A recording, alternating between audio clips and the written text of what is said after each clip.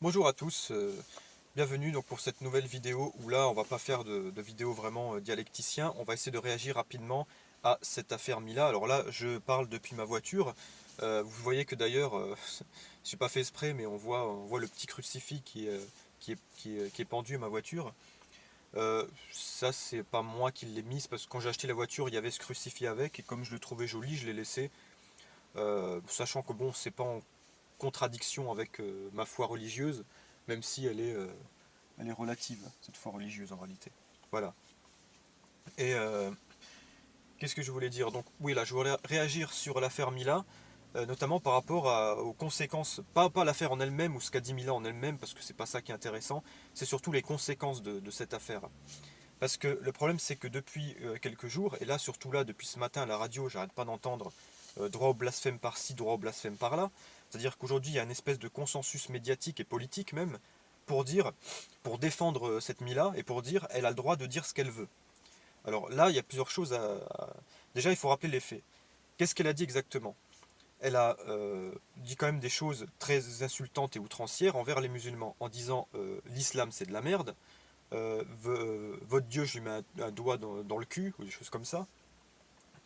Voilà, j'aime pas, je vous aime pas, je n'aime pas votre religion. Donc c'est-à-dire qu'elle a clairement exprimé sa haine des musulmans, qui pour moi cache sûrement une haine des Arabes, des Maghrébins, hein, puisqu'en France c'est les Maghrébins dont on parle, pas les Arabes de Syrie ou d'autre part. Et alors certains me diront que c'est peut-être de mauvaise foi de dire ça, ou que c'est de l'interprétation. Je vous rappelle qu'il y a une communauté juive en France hein, qui est organisée, qui par exemple n'hésite pas à dire que critiquer par exemple Israël ou la religion juive, c'est une manière d'exprimer son antisémitisme. Donc de la même manière, je peux dire que critiquer l'islam, c'est une manière de critiquer sa haine des Arabes ou des Maghrébins. Voilà, je peux le dire comme ça aussi. Hein. Donc ça, voilà, ça, il faut quand même rappeler certaines choses. Donc moi, le problème, c'est que je suis pas pour critiquer de cette manière-là ni les juifs, ni les musulmans, ni les chrétiens, ni d'autres. Moi, le problème, ce qui pose problème là-dedans, c'est le problème de l'insulte et de la citation à la haine raciale. Je suis pour le droit au blasphème. Je suis pour le droit à dire tout ce qu'on pense. À dire tout ce qu'on pense, mais dans une certaine limite. Et pour moi, la limite, c'est l'injure. À partir du moment où on insulte, où on appelle à la haine, où on exprime une haine viscérale et outrancière, pour moi, là, on est simplement dans quelque chose qui n'est pas acceptable, parce qu'on n'arrête pas de nous parler de vivre ensemble. Bah, vivre ensemble, là, en l'occurrence, Mila, elle nous dit clairement qu'elle n'a pas envie de vivre avec les Maghrébins. Voilà. Moi, c'est comme ça que je l'interprète, j'ai peut-être tort, mais je suis pas le seul à l'interpréter comme ça. Il y a des tas de gens qui l'interprètent comme ça. Et je trouve que les Maghrébins, ils sont encore gentils dans le contexte où on leur dit ben, on insulte votre religion et on vous emmerde. Quoi. Voilà, depuis l'époque Charlie Hebdo, déjà c'est le cas. On dit voilà, on insulte votre religion et on vous emmerde. Et je trouve qu'ils sont encore bien gentils parce qu'à part les frères Kouachi et deux, trois illuminés qui ont réagi violemment, je trouve que les musulmans de France, ils sont encore bien gentils, quoi, parce qu'ils réagissent encore de manière, bon, ils- enfin, je dirais d'ailleurs qu'ils sont assez discrets. Et d'ailleurs, ils sont admirables pour ça. Voilà. Je leur tire mon chapeau aux musulmans de France parce que je trouve qu'ils sont encore gentils quand je vois la haine qui est déversée contre eux, qui est absolument intolérable. Absolument intolérable. Et moi, le problème, ce qui est intolérable, c'est ces propos-là. Moralement, déjà, ils sont condamnables. Alors maintenant, sur la question de la justice. Le problème, c'est qu'aujourd'hui, on a moi, je suis pas pour qu'on la condamne, je suis pour le pardon. Voilà, je suis pour qu'on lui pardonne, qu'on lui dise, bon, t'as fait une erreur, t'as mal parlé, on te pardonne. Après, les menacer de mort, ça, c'est les conséquences, j'ai envie de dire, individuelles. Je veux dire, tu assumes. Après, bon, les jeunes, etc., tout ce qu'on veut, c'est pour ça que moi, je suis pour lui pardonner. Et je suis pas pour qu'on la menace de mort. Mais je vais vous dire une chose. Moi-même, je fais des vidéos, je suis youtubeur depuis quelques années. J'ai produit des vidéos, et notamment une, je me souviens, où je critique l'islam, en tout cas un aspect de l'islam, qui est le ramadan. Je dis que la pratique du ramadan est totalement ridicule dans la manière dont il est pratiqué, pas sur le principe hein, du ramadan, mais la manière dont il est pratiqué. Je n'ai reçu aucune menace de mort pour cela. Simplement parce que je l'ai exprimé d'une manière construite, rationnelle et surtout apaisée. J'ai pas dit, j'ai pas insulté les musulmans à cause de ça. Là, j'ai simplement dit que je trouvais ridicule la manière dont ils pratiquaient le ramadan, que ça n'avait aucun sens. Voilà. C'est tout. Voilà, j'ai pas dit plus que ça. Et j'ai eu aucune menace de mort pour ça. Voilà. Par contre, j'ai déjà eu d'autres problèmes pour d'autres propos sur d'autres sujets. pour lequel j'ai eu des insultes, j'ai eu des menaces de me passer à tabac, mais ça c'est des mots, hein, c'est des gens derrière leur clavier, hein, ils font absolument rien dans la vraie vie. Et puis, par contre, j'ai eu des tentatives de trollage, c'est-à-dire des gens qui sont venus me pourrir mes vidéos pour me les faire signaler. Hein, ça m'est arrivé. Notamment pour des sujets où je parlais de choses qui n'ont rien à voir, je parlais notamment des Roms, qui pour moi est un sujet bien plus important que la question de l'islam. Voilà, des Roms et des cambriolages qui se multiplient. Voilà, mais ça je peux pas en trop parler parce que je vais encore me faire supprimer la vidéo. Voilà. Par contre, je peux insulter les musulmans, apparemment, ça gêne personne. Hein, on a le ministre de l'Intérieur, on a Marlène Schiappa aussi qui a réagi, on a tout un tas de députés ou de sénateurs qui ont réagi pour dire ah ben elle a raison, on la défend, voilà, elle a le droit de dire ce qu'on veut. Et j'entends encore ce matin des journalistes à la radio qui nous disent en France, on a la liberté d'expression, on dit ce qu'on veut et on vous emmerde, voilà. Et bien dans ce cas, je vous pose la question à tous ces gens qui défendent la liberté d'expression de cette manière-là. Est-ce que ça vous dérange? Dans ce cas, j'ai le droit, hein, j'ai le droit de dire, je pose la question, est-ce que j'ai le droit de dire euh, que, par exemple, les homosexuels sont sont des dégénérés mentaux? Est-ce que j'ai le droit de dire ça? Est-ce que j'ai le droit de dire que les juifs sont tous des voleurs? Est-ce que j'ai le droit de dire que les arabes aussi sont tous des voleurs? Est-ce que j'ai le droit de dire que les noirs sont tous mauvais? Hein. D'ailleurs, encore je le dis gentiment, hein, parce que je pourrais dire est-ce que c'est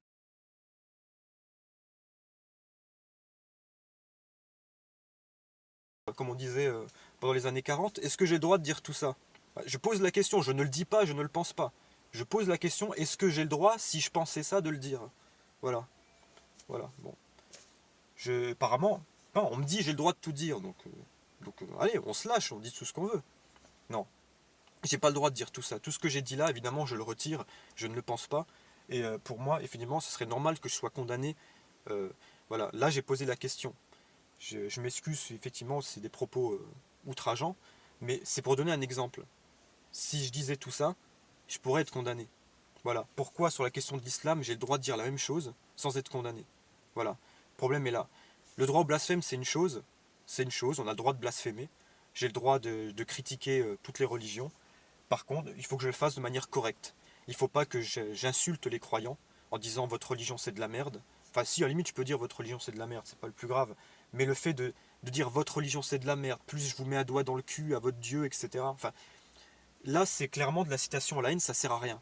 Tu dis simplement j'aime pas cette religion, voilà, je considère que c'est de la merde, ça suffit. Moi, j'ai dit par exemple que la pratique du ramadan est stupide, j'ai pas dit plus. J'ai pas besoin d'insulter les gens qui pratiquent le ramadan. Je dis juste que je trouve ça stupide et j'appelle à la réflexion autour de cette pratique. C'est tout. C'est constructif. C'est pas juste pour insulter, pour dire ma haine, parce que d'ailleurs j'ai pas de haine contre les musulmans, bien au contraire. Voilà. Moi j'ai plutôt de la haine contre ceux qui prônent la haine. Notamment ces jeunes filles comme Mila. J'espère qu'elle va mûrir par rapport à ce qui lui est arrivé et qu'elle va se calmer un peu. Parce qu'elle a pas regretté ses propos, hein, elle les a assumés. Hein.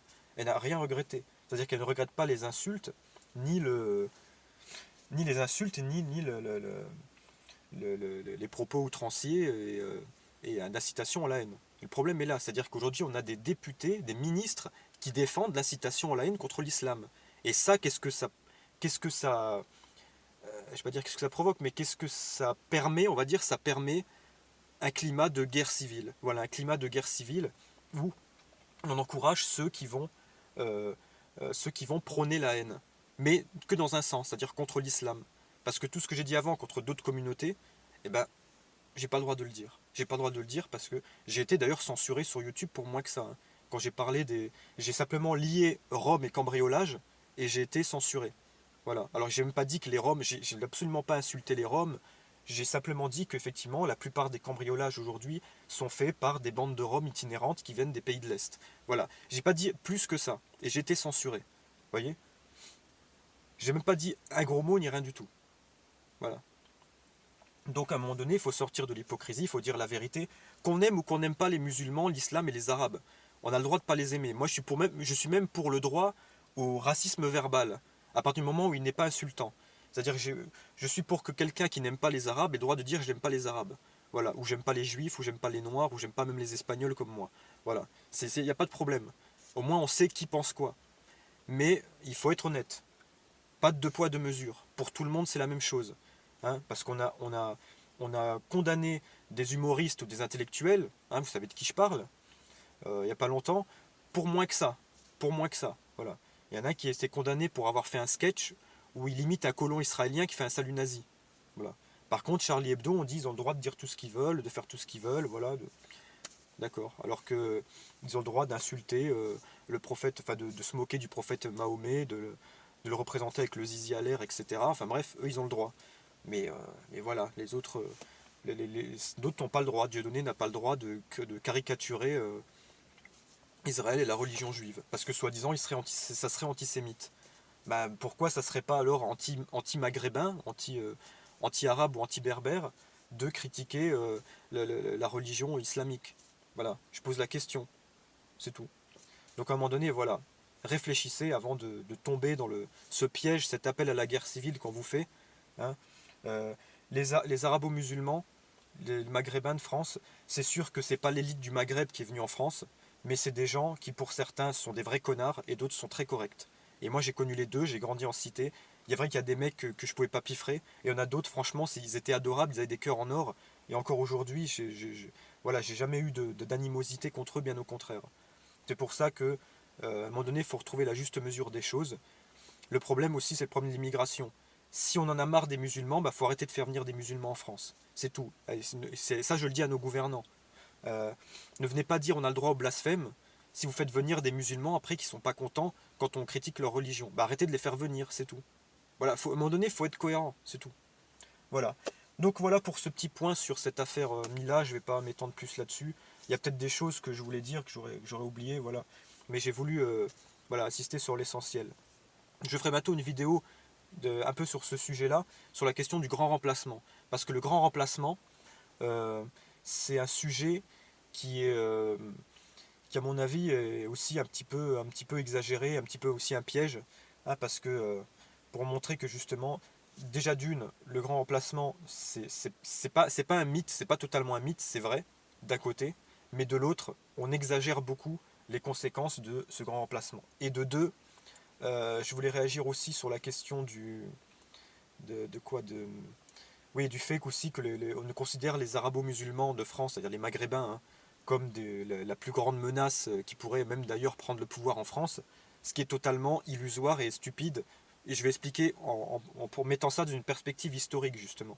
C'est-à-dire de manière argumentée et en me basant sur l'histoire, pour montrer que c'est impossible que les musulmans un jour prennent le pouvoir en France. En tout cas, pas ceux qu'on a en France. Ou à la limite, peut-être certaines minorités, comme les Turcs, qui sont bien minoritaires par rapport aux Maghrébins, mais en tout cas, ce ne sera pas les Maghrébins. Ça, c'est clair et net. Voilà, mais ça, je le développerai dans une autre vidéo. Voilà. Je vous rappelle que si vous appréciez mes contenus, vous pouvez me soutenir sur ma page Tipeee, hein, dont le lien est en description de la vidéo. Et en attendant, je vous dis à bientôt pour une prochaine vidéo, peut-être un peu plus construite, sur d'autres sujets d'actualité ou pas. En attendant, au revoir, portez-vous bien et surtout, voilà, ne prônez pas la haine.